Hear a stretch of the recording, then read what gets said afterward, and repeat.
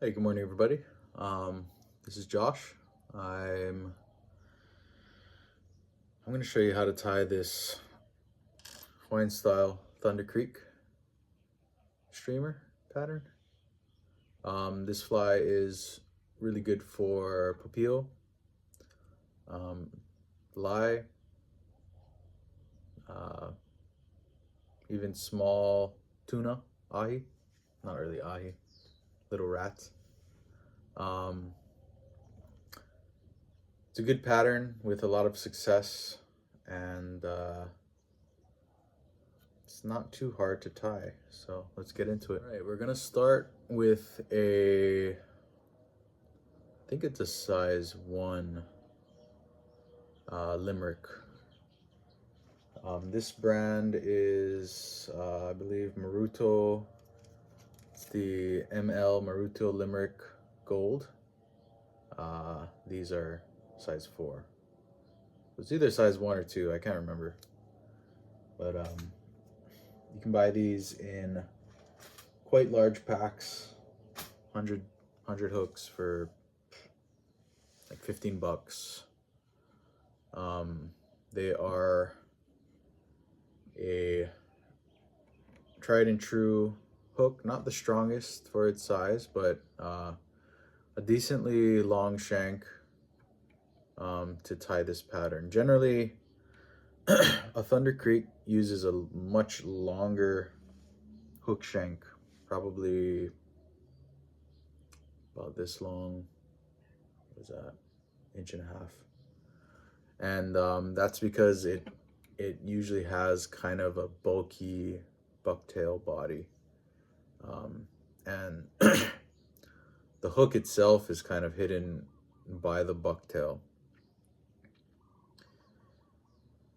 So the tail of the hook is going to be kind of in line with the tail of the fly. Because those hooks are not as strong, and they tend to pull out, or they tend to allow the fish to use a little bit of leverage based on the length of the hook shank to get off. I generally like to use these smaller, shorter shank limericks. So let's get into it. First off, we're going to start by tying our thread base. I like to start my thread midway between the tip of the hook and the eye. So I'm going to start it there, tie it slightly back, and then I'm going to come forward. So I like to leave a little bit of space between the eye of the hook and the rest of my thread base, where I'm going to actually have the head of my fly. And I will show you why in a moment.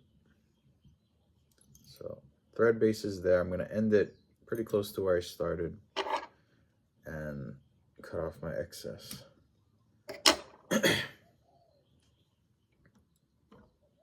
right, so first things first, we're going to tie in our flash material. This fly doesn't really matter what type of flash you're going to use. And a fly this size for papio is generally doesn't need too much flash. So I'm just gonna take this straight tinsel flash. It's iridescent color, and just taking 2 strands. I'm gonna place it on the top of the shank, and I'm gonna let it kind of go about just under three times the hook length. And for the reason that the bucktail that I have is kind of long. So I'm just gonna capture it there, and then I'm gonna back it. I'm gonna flip it over itself, and then capture it right on the top of the hook. So capture that in, wrap it up and cut off our excess here. Put that on the side. All right, so we got our flash. Now we're gonna tie in our body. Today I'm gonna be using bucktail. So this is a white northern bucktail from Hairline. It's a preserved literal tail of a deer. So the tail of the deer is basically stripped off of the tailbone. Yeah, white-tailed deer. And it's utilized for things such as tying flies when it would go to waste any other time. I just got a call from some scammer. So anyway, yeah, northern bucktail. It's the tail of a deer. They got white, which is bleached. You can still see some of the color of the deer on there. But then they also will dye these crazy colors. So pretty much any color you can think of. And fishermen and craft people, I guess, can use them for making things. Anyway, so we're gonna tie a chartreuse Hawaiian style Thunder Creek.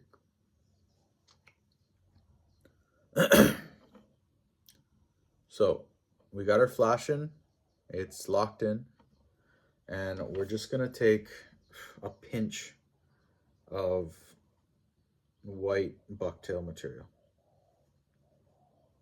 Bucktail isn't the easiest material to work with because it's natural, so you can't really get it to be super uniform, and it makes a mess. So I'll start off with my white, and traditionally you'd want to tie the white down at the bottom of the hook here. On bigger hooks, you're gonna tie 2 bunches on the side, the lower sides. But for this style that I tie everything on the top. I don't generally see any difference in performance, and it's much easier to tie, honestly. So I'm gonna get my bunch end secured here. Just a couple wraps. Make sure that it is somewhat centered. That's pretty off. Then I'm gonna lock it in. For this first bunch, you don't really have to worry about trimming off the excess. Everything's gonna be covered by the head and the resin.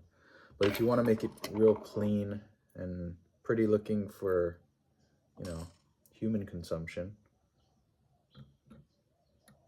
cut off the excess and kind of capture the end here. Okay, so we got our first little bunch on.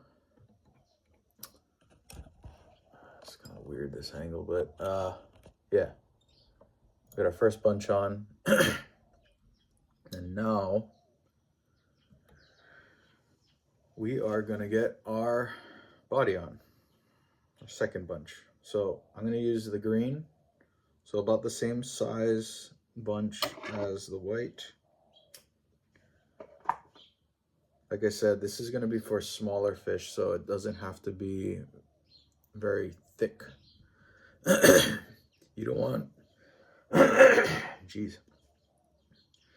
I don't talk this much in the morning.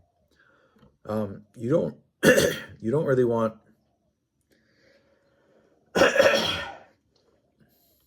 oh boy. You don't really want a lot of bulk in this fly.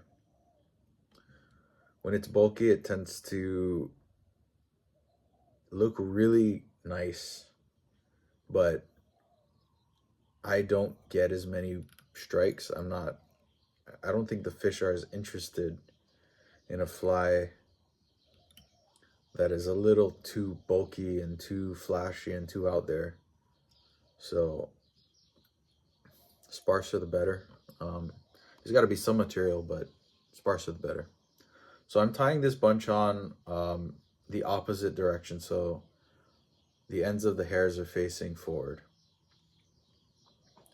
It's captured in, and I'm going to trim off the excess from here. So that's trimmed. And I'll just smooth that end down. There you go. So I'm just gonna kind of tie this up to where my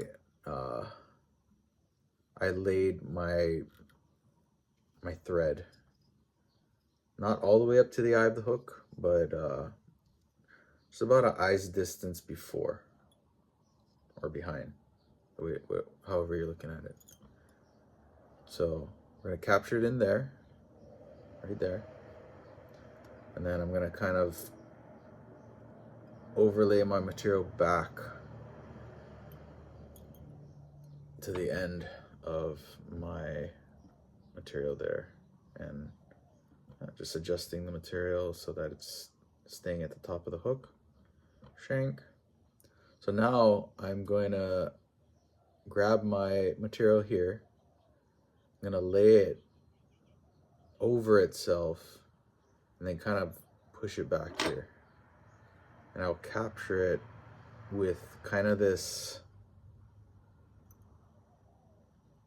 I don't know what you'd call it. It's a little bit of like a poof, like women used to have with their ponytails back maybe 10 years ago. And this is going to provide a little bit of body for the head of the fly. So this is basically the tying done. I'm going to whip finish. So 3 wraps, and then secure it again with another 3 wraps. You don't want your whip finish to be, you don't want there to be too much material there on the whip finish. It doesn't really look that nice. So there we go. So this fly, you really need to use some kind of resin. UV resin really is the best for this because it will cure instantly. But you can use epoxy. You just gotta wait, it just takes a while. So I'm just gonna put a bit of resin on here. Not too much to flow really, but and then I'm just gonna coat the entire head of the fly with this resin. This is gonna be my base layer. And what this allows me to do is just stick on my eyes a little easier. Base layer is there, and it's gonna lock it in place.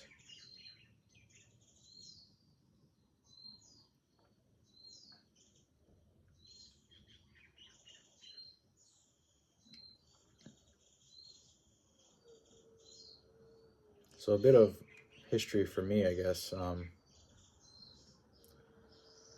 I used to work at a fishing store in Hilo called Tokunaga Store. And when I was working there, I was really more into spearfishing.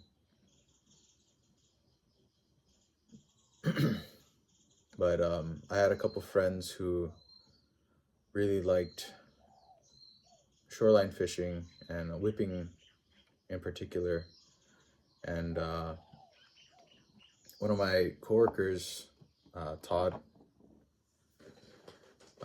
he showed me this fly that his uncle tied, and it was called, Heroes flies. And these were flying off the shelves. They were so productive. They were so durable. I mean, you could catch Popio with grubs, with soft plastics, but using flies, you get a strike and the fly will survive. The fly won't just fall apart. It won't lose its tail. And the fish can have another chance to hit it, or the fish can have, you can have another chance to throw the fly out without having to retie. So when the Heroes flies came out, they were a game changer. They were a very simple Thunder Creek style streamer like this. Traditionally tied. He had much longer shank hooks. And I couldn't tell if it was UV resin or epoxy he was using, but they were great flies, and I believe they're still available on the market.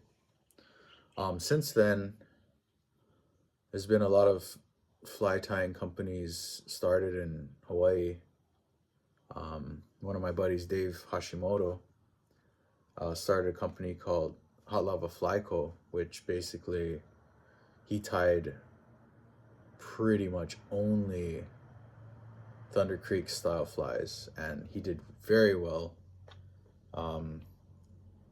Bunch of other companies started after that. Automatic Flies on Oahu, and Only Flies now, Tyler Lures. There are so many options out there, and all of these flies have a little bit of a different character to them, but they all produce fish. So it's good for fishermen. There's a lot of options out there. This fly is pretty much just my version of the Thunder Creek, the Heroes flies that I used, over 10 years ago. And it's easy to tie, and it's productive, and if it works, it works. Anyway, aside. So now that we got our head base with a little bit of resin on there, just give it a little bit of rigidity, we're gonna grab some eyes. So where did I put those eyes? Oh, they're covered.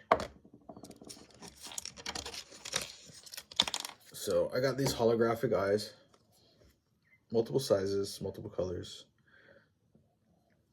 Stylistically, use whatever color that looks cool. It doesn't really matter other than the red on white. If you're tying a white fly, it's got to have red eyes. That seems to be the key. So white fly, red eyes. Red eyes will get the bite. But I've caught fish with other color eyes, googly eyes, doesn't matter. I'm gonna use these yellowish chartreuse, kind of match the color of the fly eyes. So they have an adhesive, kind of sucks, but it's good enough to just get them on the head of the fly. So take two eyes, try to get them positioned evenly so they don't look weird, up and down, side to side, front to back. You want it to be even. So especially if you're going to be tying these for sale, if you want people to buy flies, you gotta make them nice, because the fish don't really matter, but people care about how things look. So I got the eyes on. They look decently symmetrical. I'm gonna put a little bit of UV resin on there. That might have been too much. And just get them locked in. Oops. There's a little bit of excess that I didn't really want on there. So I'm just gonna kind of spread it out a bit. Okay. Oh, yes, having a rotary vise definitely helps. If you don't have a rotary vise and you want to tie Thunder Creeks or any type of resin flies, I would get one. They're cheap enough on Amazon. You can find them at local tackle stores. Really helps. So their eyes are locked into place. I'm gonna add a little more resin just to fill in the gap on the underside of the eyes. That's the amount I wanted at first. Let that kind of settle in. Okay, lock it into place with the light.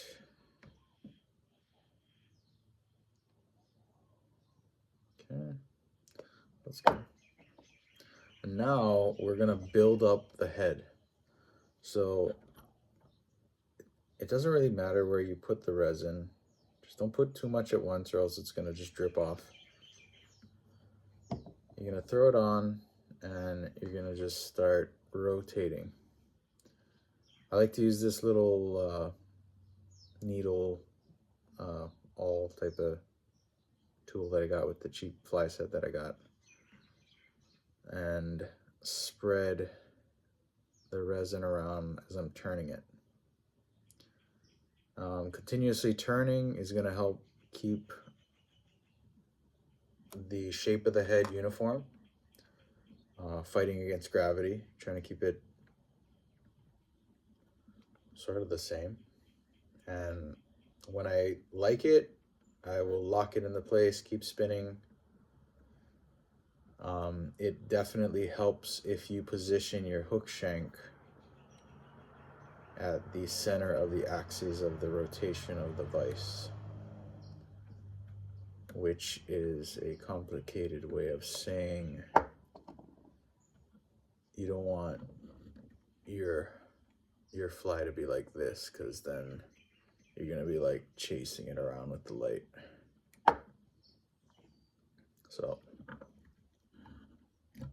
try to line it up. It's hard to see. Try to line it up with the center of rotation. Life will be easier for sure. All right, so we got our first layer of head. That's funny thing to say. We got our first layer. Now we're going to build it up again. So adding a little bit more resin, not too much. And if you do too much, then make sure you got a paper towel handy. And then I'm just gonna spread it evenly along the rest of the head. I might have extra on this tool, but it's okay. You can use it to lock something in later, as long as it doesn't go everywhere. Okay, so that looks pretty good. Use my iPad here, but so we're gonna lock it into place.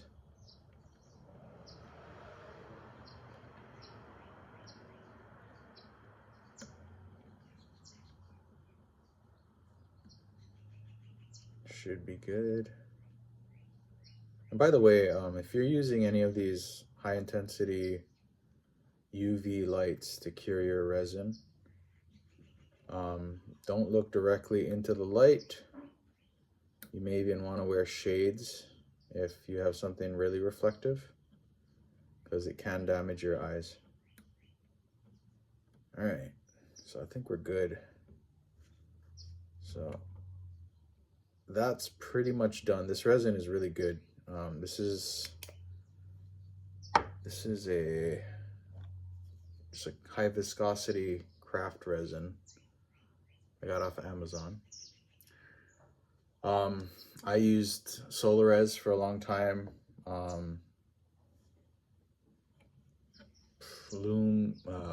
think Loon Outdoors has their own UV resin. I haven't found any like really high viscosity, but yeah, that is basically it. So we have our fly. This is a Thunder Creek, Hawaiian style Thunder Creek. Hard resin head, holographic eyes, and yeah, so this resin cures real hard, and you don't really have to bake it too much afterwards. You might have to rinse it off with some water just to get a little bit of the stickiness off.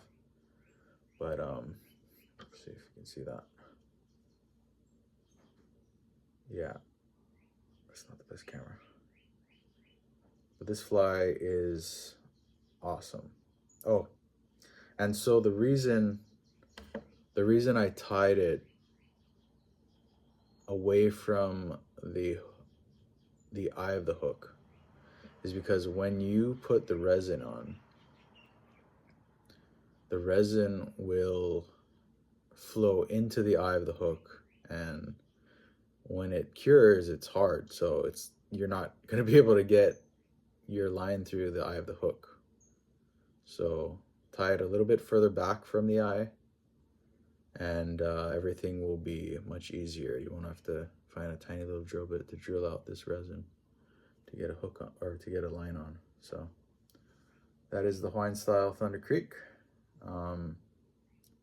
Relatively simple pattern to tie. Looks great. Looks really high quality, and it is. I tied it, but it works. It's a great streamer. It looks like a little juvenile whatever type of fish in the water, and it'll get the bite for sure. Well, thanks for watching. Don't forget to subscribe and like this video if you like this video. Anyway, have a great day, and be safe out there. Shoots.